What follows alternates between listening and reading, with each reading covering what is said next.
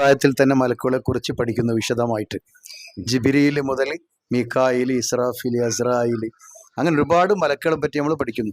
രണ്ട് മലക്കൾ സദാസമയത്തും ഒന്ന് വലതുവശത്തും ഒന്ന് ഇടതുവശത്തും നിൽക്കുന്നു എന്ന് നമ്മൾ പറയുന്നു. അതിന്റെ യാഥാർത്ഥ്യം എന്താണ്? നിങ്ങളെ നന്മ തിന്മകൾ രേഖപ്പെടുത്തിക്കൊണ്ടിരിക്കുന്നു എന്ന് പറയുന്നു.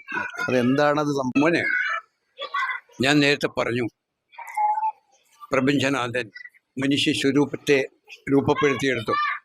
എന്നിട്ട് അതിലേക്ക് ശ്വസനത്തിലൂടെ പ്രവേശിച്ചുകൊണ്ട് ആ പ്രപഞ്ചനാഥനാണ്, അള്ളാഹുവാണ്, ഇതിലെ കണ്ണും കേൾക്കുന്നു, അറിയുന്നു, പ്രവർത്തിക്കുന്നു, അവന് ആവശ്യമായതെല്ലാം പ്രാവർത്തികമാക്കുന്നു. അല്ലേ? ദൈവത്തിൻ്റെ ഗുണങ്ങളാണ്. അതാണ് ബഷീറും സമീയും അലിയും കയ്യുമായ നിലനിന്ന് പ്രവർത്തിക്കുന്ന അള്ളാഹുവാണ് ഈ രൂപത്തെ സൃഷ്ടിച്ചതും ഇതിൽ പ്രവേശിച്ചുകൊണ്ട് നിലനിന്ന് പ്രവർത്തിക്കുന്നത്. പിന്നെ ഒരു മലക്കിൻ്റെ ആവശ്യമുണ്ടോ? ഈക്കായാലും ഈ സാമാനങ്ങളൊക്കെ ആവശ്യമുണ്ടോ? ഈ ആത്മാവില്ലെങ്കിൽ ആ സാമാനം ഉണ്ടോ? ആ പേര് പറഞ്ഞ സാധനം ഉണ്ടോ? ആത്മാവില്ലെങ്കിൽ ആത്മാവല്ലേ ഇല്ല പ്രവർത്തിക്കാനുള്ളത്. അപ്പൊ ആ സാധനം ഉണ്ടോ? അള്ളാഹു അല്ലാതെ, അല്ല പ്രപഞ്ചനാഥനല്ലാതെ. അപ്പൊ ഈ യാഥാർത്ഥ്യം പറഞ്ഞാൽ നമുക്ക് ദർശനം കിട്ടാണ്. നമുക്ക് കണ്ട് ബോധ്യമാവാന്നുള്ളതാണ് അറിവ്. കാണാത്തവരാരും പൂർണ്ണതയിലേക്കും അറിവിലേക്ക് എത്തിയവരല്ല.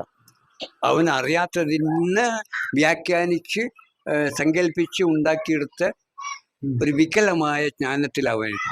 ഖുർആൻ പറഞ്ഞിട്ടുണ്ടല്ലോ, അങ്ങനെ വല്ല മലക്കുകൾ ഉണ്ടാകുമായിരുന്നെങ്കിൽ ഭൂമിയിലേക്ക് ഞാൻ നബിയായിട്ട് ഒരു അയക്കുമായിരുന്നു. അപ്പൊ അതിന്റെ അർത്ഥം ഇത് കൂട്ടി വായിക്കണ്ടേ?